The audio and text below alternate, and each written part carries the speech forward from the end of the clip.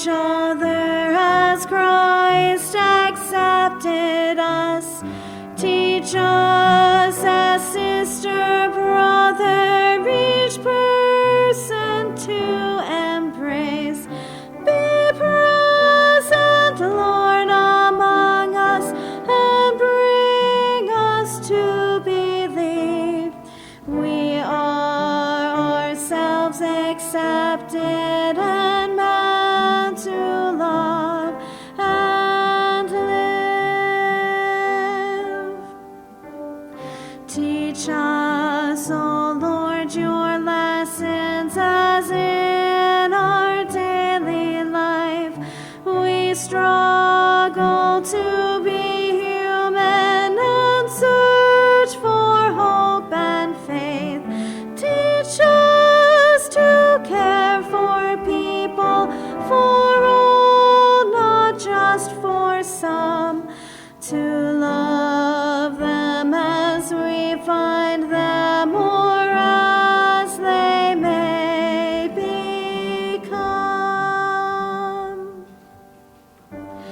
Let your acceptance change us so that we may be moved in living situations to do the truth in love, to practice your acceptance until we know by heart the table of forgiveness and laughter's healing art.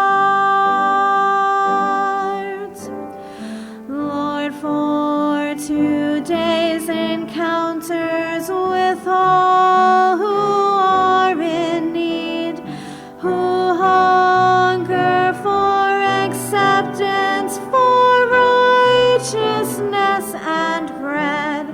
We need new eyes for seeing, new hands for holding on. Renew us with your Spirit, Lord, free us, make us one.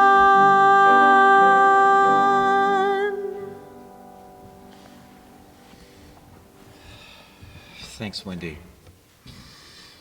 So some of you were watching some sort of a football game last night in Buffalo, was it? With apologies, I wasn't paying too much attention because something else quite significant was going on for me as a sports fan. I've grown up most of my early childhood in New York City and watching New York teams playing, and one of them was, at that time they were called the New York Nets. They became the New Jersey Nets. Funny, the referee during the game called them the New Jersey Nets last night, even though they haven't been such for over a decade. Now, the Brooklyn Nets. A massive trade occurred in the National Basketball Association where the Nets just unloaded too many draft picks and 4 players in exchange for 1 player. And you can imagine the way the press reacted to this. They immediately looked for the faults of the 1 player. Selfish, a ball hog, dribbles too much. This is the kind of things that were talked about. How in the world would he blend with these other superstars that are already on the Nets team that are having, one of them, problems of their own? Well, I watched with great interest to see how this was going to work. James Harden took the court, and I noticed immediately that he did not hog the ball. He passed over and over throughout the first half. At the end of the game, he set a number of NBA records for a debut on a new team, one of them being for assists. It's a category that is not often talked about in basketball unless someone has a major record of assists, but he had 14 assists, which is very unusual for someone who is not a natural point guard. And so I hope that quelled some of the criticism, although I wrestle myself with the magnitude of this trade and some of the players that I really loved now gone. I think it's important for us to remember beyond all that at the end of the day, people are people, and we can look for their good qualities and we can knock their bad qualities, and we always have a choice. But beyond that, James Harden is an African American man, and most of the Brooklyn Nets are African American men.